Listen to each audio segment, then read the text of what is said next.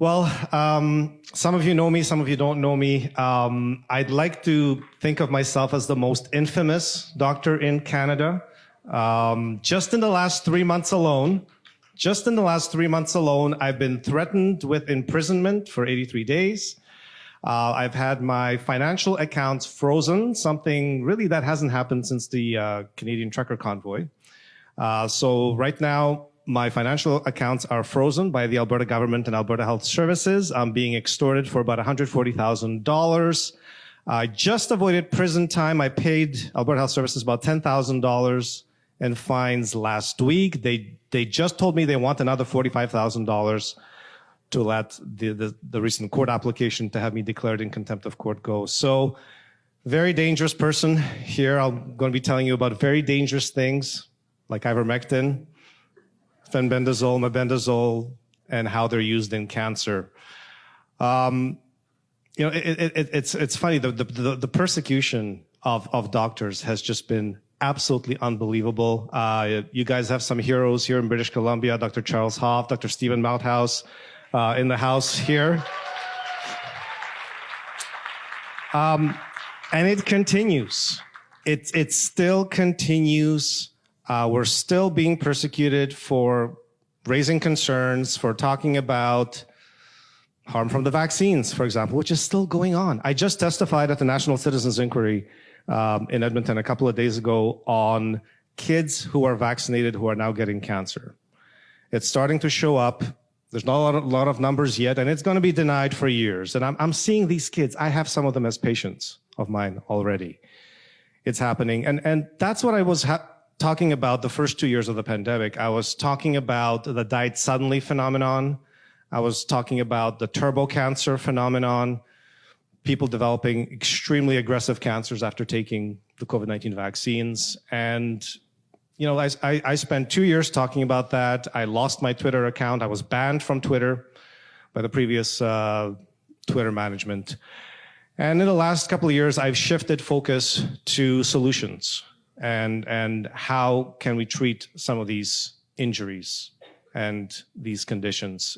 Because you can only talk about harm so long. You know, I get it. Everyone's tired of it. And I think everyone gets it by now. These jabs have been absolutely destructive. Everyone knows someone who's had a heart attack, a stroke, blood clots, all kinds of autoimmune diseases, neurological diseases, and cancer. And there's been a huge explosion of cancer. And that's what I'm dealing with right now. Right now, I'm running the largest Ivermectin Cancer Clinic in the world. I've got over 1,000 patients. In fact, I can't tell you how many patients I have because the college has already threatened me and said they're going to come after me every which way possible to try to stop me. They actually told me to take down the title doctor and MD from all my social media accounts. They said, we're going to come after your social media accounts. That was on February 10th. On February 14th, my Twitter account was hacked. It was taken over by hackers from Montreal. They started selling crypto coins. So there's a crypto coin of me out there somewhere. They actually hacked Dr. John Campbell at the same time because I did an interview with Dr. John Campbell about cancer and ivermectin. And we were both hacked by the same group within 2 weeks of that interview. Fortunately, that interview is still up on YouTube, and it's a great interview. I recommend you to go see it. I think he's still locked out of his account. I managed to get my Twitter account back, but the morning of the 18th, February 18th, the hackers had actually deleted 44,000 of my Twitter posts. They deleted everything about Alberta Health Services, the corruption that's going on in Alberta. They deleted all my ivermectin posts, cancer posts, and that day I managed to just get my account back. Twitter restored all of my posts, and 2 days later, I was notified that my financial accounts were frozen, and the Alberta government started raiding my financial accounts. So my Stripe account is frozen. They're raiding my accounts for over $140,000. This is going on in Canada. Like, this is going on out in the open. And I think Mark Carney was on the board of Stripe, as on the board of directors, if I'm not mistaken. So there's that connection there too. What I wanted to talk to you about tonight a little bit was repurposed drugs, and repurposed drugs specifically centering on ivermectin. Ivermectin really is kind of a miraculous drug. It really did work for COVID-19. It works for influenza, so if we ever get hit with influenza H5N1, the next pandemic, it's going to work for that. Have some in the cupboard. But it's just incredible the conditions that ivermectin works for. And I've discovered a lot of this by accident. Some of it is preclinical literature. Some of it is just people sending me testimonials, things that they tried. I had patients taking ivermectin for cancer and their psoriasis cleared up, right? Their Lyme disease was cured. And the conditions, they had chronic Lyme they were suffering from Lyme arthritis for decades, and a few weeks of ivermectin, and that cleared up, right? And so there's this whole body of research with repurposed drugs out there, and people are getting all kinds of incredible relief, including in cancer, including stage 4 cancer. And that's just what I'm going to talk to you briefly about tonight. So ivermectin, if we look at what is a repurposed drug, a repurposed drug is a drug that was designed for one purpose and has been discovered for work against something completely different. And now you take that drug and you just use it for something else. And so it's sort of off-label use. And if we look at just, let's say, topical ivermectin, the horse paste. Let's start just with horse paste. The ivermectin paste, ivermectin cream, is actually FDA approved for the treatment of rosacea. A lot of people don't know that, but ivermectin cream is actually FDA approved. Your dermatologist can prescribe it. Now, of course, the doctors hesitate to prescribe it, but it's a 1% ivermectin cream. You could treat rosacea. The ivermectin horse paste is actually 1.87%, so it's stronger. It's almost twice as strong. You can literally use it for any inflammatory or autoimmune skin condition. It'll treat cystic acne, which is the worst possible acne you can have, and it'll clear it completely. It'll clear eczema. Like I said, in many cases, it will clear psoriasis. But most impressive of all, it will clear skin cancers.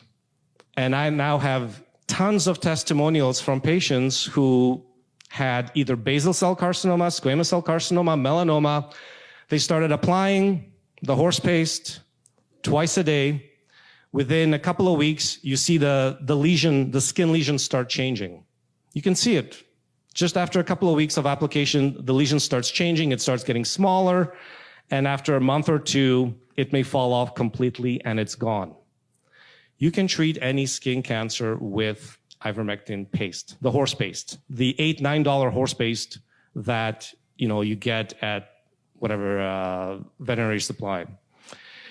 And I've had patients I had one patient, for example, who was putting ivermectin on a tongue cancer, and she could actually feel the lesion start. And it was her doctor who actually wrote to me and said, this patient, she feels her lesion shrinking because she could feel it in her mouth because the lesion was on the tongue. She could feel it every day. After a few weeks, the lesion actually, she could feel it shrinking. You could apply it to breast lumps. And women have reported to me breast lumps shrinking. Even benign lesions like lipomas or all kinds of cysts. Just apply the ivermectin paste and you can see these things shrinking as the ivermectin gets absorbed through the skin. So, the topical ivermectin is a wonderful thing. Get some horse paste, stock up on it, get like 10 tubes. You can literally get the 1% ivermectin cream from India Mart for $2, $2 US. I ordered 30 of them at a time just to make the shipping worth it from India. But it's an incredible thing. And you can, if you get a bunch of tubes, you could give it to your neighbors, you could give it to your loved ones. It's simple. It's simple, and the family doctors are afraid of it. They assume fetal position when you talk to them about this. Seriously. And so now switching to oral ivermectin, certain autoimmune conditions respond to ivermectin. And the ones that I've seen, rheumatoid arthritis will respond to ivermectin. Juvenile rheumatoid arthritis. I've got juvenile rheumatoid arthritis patients. I have a ballerina, a 16-year-old ballerina who had spondylitis that responded to ivermectin. And she had really trouble with movement and this constant inflammation and so on. So when you've got inflammatory conditions, think ivermectin, low dose, 12 milligrams, 24 milligrams, and it may respond. Another area that very few people know about is ivermectin has effect on neurological conditions. And the ones that I've had the most success with have been Parkinson's and Alzheimer's disease. And again, it's a very simple thing. I discovered it by accident. There was a mouse model of sort of Parkinsonism. And for Alzheimer's, you can't even find the research because it's been scrubbed from Google. So there's a study that was done, a preclinical study on ivermectin and Alzheimer's, where the researchers concluded that ivermectin has an effect on Alzheimer's and should be studied. It's been scrubbed from Google. If you go on DuckDuckGo, you can actually get the abstract of that study. But in Google, it's completely scrubbed. You just see the titles, it was done in the Middle East, and it's nowhere to be found. You can't get a PDF of the article, nothing. Completely scrubbed. Parkinson's disease, I've used high doses of ivermectin, something like 60 milligrams, 72 milligrams, and these patients are responding. They have improvement in symptoms, improvement in movement. I have a patient who was barely mobile on maximum doses of standard treatment, who after a few weeks of high dose ivermectin started playing golf. And she hadn't been able to play golf for many years. And I've seen reversal in a number of Parkinson's disease patients. Now, Alzheimer's, this is where it gets really fascinating and really blew my mind.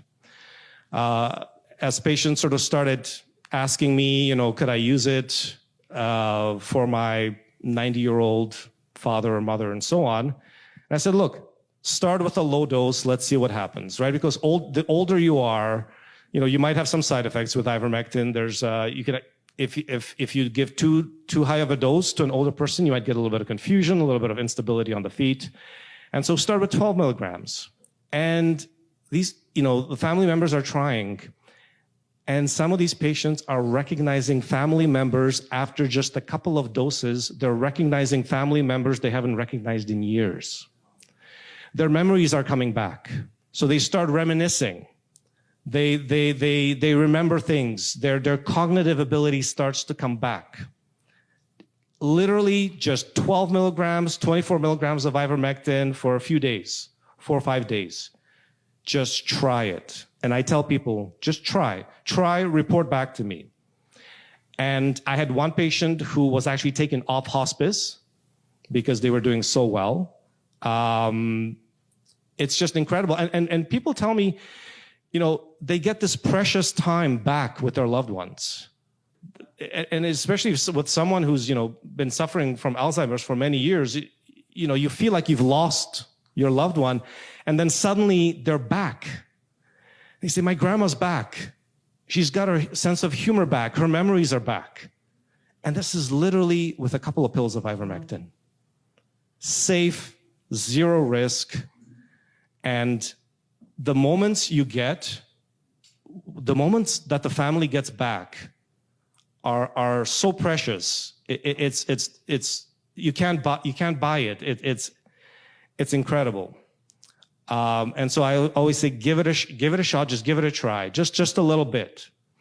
Patients who are sort of bedridden, not responsive, suddenly the next day they're up and about, they're eating pudding. Like, it's just unbelievable stories. And I share all these stories on Twitter. I share them on Substack, and I highly encourage you to have a look at them sometimes. So ivermectin in neurological diseases, specifically Parkinson's and Alzheimer's. But it's really the cancer is where I've been focusing a lot of my work, and most of my patients are stage 4. Unfortunately, people come to me very late. Now, when they come to me early, I'll tell you what happens. I get breast cancer patients. They'll come to me early. They come to me before surgery, and they say, look, I've got mastectomy, but it's like 3 months from now, 4 months from now. I've got a 6-centimeter tumor. I've got a 7-centimeter tumor. So I put them on ivermectin and another antiparasitic. I use 2 antiparasitics, ivermectin and fenbendazole, or ivermectin and mebendazole. Fenbendazole and mebendazole are almost identical. One is FDA approved. The other one is a dog dewormer. They are virtually identical. And so you could argue that I'm putting patients on a horse dewormer and a dog dewormer. And believe it or not, stage 4 cancers are responding to the point where I've got dozens of patients who are now cancer-free. And this is not yet. And these are not just, these are pancreatic cancers. These are ovarian cancers. These are cholangiocarcinomas. These are stage 4 melanomas. Like these are not easy cancers. These are difficult cancers. These are cancers that oncologists will tell you are incurable. So if you come to me early, and you've got a 7-centimeter breast tumor, and God knows when you're going to have your surgery, I put you on ivermectin, I put you on mebendazole, and 2-3 months later, I've had this happen several times. That's why I'm sharing it with you. Patient goes for their surgery, and instead of a 7-centimeter tumor, they find a 2.5-centimeter tumor or a 3-centimeter tumor. That tumor has shrunk by half in a matter of 2-3 months. Now, maybe if we had kept going for another 3-4 months, maybe that tumor would have cleared completely. But I can't tell patients, don't do surgery, don't do chemotherapy, don't do radiation therapy. I never tell anybody that. Get all the information you can from your oncologist, make your decision, and then you can add ivermectin to your treatment if you want. But if you come early, these tumors are shrinking. Same thing with prostate cancer. I had a patient who had 1.5 centimeter prostate tumor, took ivermectin and fenbendazole for 5 months, did a repeat MRI scan, clear, tumor's gone. And he could see the PSA start coming down as he's taking these 2 repurposed drugs. And they're cheap, and this is the problem. Ivermectin went off patent in 1996. Fenbendazole went off patent in the early 90s. You can get generics, again, India Mart, Indian pharmacies for less than $1 a pill. Usually ivermectin you can get 10 cents a pill. Fenbendazole, mebendazole, 20 cents a pill. Now you have to get them through customs, and this is where it's a problem, especially in British Columbia, because in Richmond, BC, they are ripping apart packages like they are expecting to find gold that they can confiscate, or, well, I mean, fentanyl they let through, but they are, I'm telling you, they are on patrol just looking to strike gold with that ivermectin in the package so they can confiscate it and probably take it home and use it themselves. But that's becoming a serious issue now, is that they're confiscating packages really of people who are just trying to treat, maybe they're trying to treat Parkinson's, maybe they're trying to treat cancer, and they're confiscating these packages, especially in BC. In Mississauga, they're going through. I can see it on the tracking. But here, they're on extra duty trying to confiscate these drugs, basically trying to make sure cancer patients don't have access. And it's just absolutely disgusting. Now, the thing is, the topic is blowing up. Last year, a group of us published the first paper, peer-reviewed, of using ivermectin and fenbendazole and mebendazole in cancer. We proposed protocols. It was myself, Dr. Paul Merrick, and a group of other researchers. There's more papers coming. This is blowing up. I did treat one of Mel Gibson's closest friends. I had no idea he was going to be on Joe Rogan talking about it. And so he went on and he told Joe Rogan that he had 3 friends who were stage 4 who are now cancer-free. And so he kind of brought it into the spotlight. And I think Joe Rogan's had a couple of other people on who've had similar stories of sharing stage 4 cancers that have been cleared with ivermectin and these repurposed drugs, ivermectin, fenbendazole, antiparasitic drugs. And so the cancers that I've had really the most success with, you wouldn't believe, again, it's pancreatic, stage 4 pancreatic cancers, which are a death sentence if you ask your oncologist. And I've got a number of pancreatic cancer patients who are stage 4 who are cancer-free right now, including a 36-year-old mother of 4 who, again, didn't take high doses. They couldn't get in touch with me. Her mother-in-law knew about my work and told her, look, just start taking ivermectin, because they took out an 8-centimeter tumor. Another 8-centimeter tumor grew right back. And she was switching oncologists. She went to MD Anderson and they thought, okay, you're stage 4, you're done for, like, that's it. You've got a few months left to live. But she had been taking ivermectin for a few months, and she had completely stabilized her tumor, didn't progress, didn't shrink, but didn't progress because she wasn't using high enough doses. And the moment they gave her a little bit of chemo, the tumor just melted away, disappeared. She's cancer-free. Now, it's a chemosensitizer, ivermectin. It sensitizes the tumor to chemo. It actually reverses chemo resistance of certain cancers, which is a big problem in ovarian cancer, for example, also in pancreatic cancer as well. It's also a radiosensitizer, so it'll sensitize the tumor to radiation therapy as well. And, when I put the story out, and, the 36-year-old concurred with me, and she said, yes, this is what happened, and thank you, Dr. Makis, for sharing my story. I was viciously attacked. I was pursued by an advocacy group for pancreatic cancer patients. It was a pancreatic cancer patient support group who said, you're stealing her story, you're doing damage, harm to patients. They applied to have all my articles removed. It's the only time I ever had my Substack articles removed for a media violation or a copyright violation, because I took one of the photos of her from their article. And they basically tried to shut me down. They tried to shut me up. This is a cancer patient support group.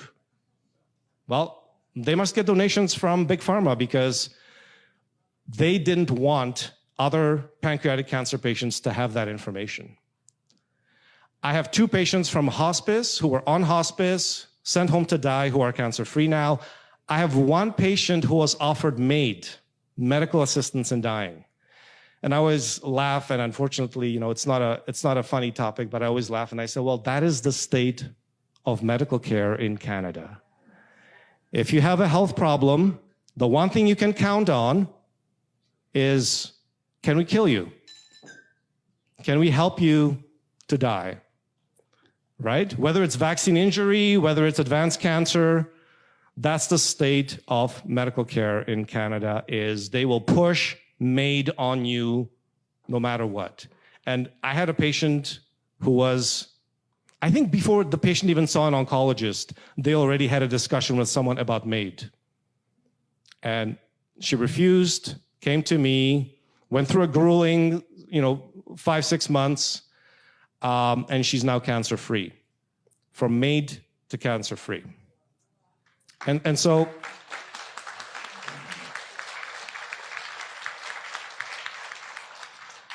I'll be honest with you, this is a topic that's going to keep exploding, and you don't have to forego chemo, you don't have to forego immunotherapy, you can literally add it to your chemotherapy regimen, add it to your immunotherapy regimen, add some ivermectin, just look into it, read up on it. Joe Rogan's following me now, and hope maybe I'll get on his show and blow this thing wide open. I've a number of Inner Circle members of RFK Jr.'s team I'm in touch with as well. There's about 7 states right now that I think have proposed legislation to make ivermectin over the counter. It will be made over the counter in the United States. I guarantee it. It's going to be less than a year. It's going to be available over the counter across the United States. I don't know what's going to happen in Canada. I don't even know if I'm going to be able to stay in Canada because, like I said, at the point, when you're at the point where they're threatening you with prison time and freezing and raiding your bank accounts, might be time to go. I mean, I don't want to leave Canada. I mean, I immigrated communist Czechoslovakia to come here, and I love Canada, and I don't want to leave. But I'm getting a lot of pressure put on me. So I just wanted to share some of that with you. What's been going on? If you didn't know that this is a thing, that you can actually treat stage 4 cancers. Literally, I'll tell you one last story, because I know I'm probably over time. I had a frantic couple reach out to me. It was actually friends of Dr. Mark Strozzi. Frantically reach out to me, and they said, my husband had melanoma. I think it's come back. His liver's full of it. Like, the liver's more tumor than anything else. And he's in liver failure, and the doctors told him he has 2 days to live. And I put him on sort of low to medium doses of ivermectin, fenbendazole, and mebendazole together. The doctor said, like, this is like, you've only got days to live, and we'll put you on some kind of, anti-cancer medication, but it literally has 1% chance of success. And he stabilized. 2 months later, they repeated the liver scan, and I think there's only one small tumor left. And the liver has completely cleared of tumors. And the doctors told him you have 2 or 3 days left to live in this situation. So it's never too late. It's never too late. Don't give up. There's always options. Oncologists are not allowed to give you these options. They're not permitted to offer you anything other than the chemotherapy or immunotherapy regimens that are very expensive and very profitable. And I always ask my cancer patients, can you think of one cancer treatment that your oncologist has offered that is cheap? And nobody can, because oncology is always about money. But always think outside the box, and if you do, you will always have a better chance than if you blindly follow your oncologist. Thank you very much.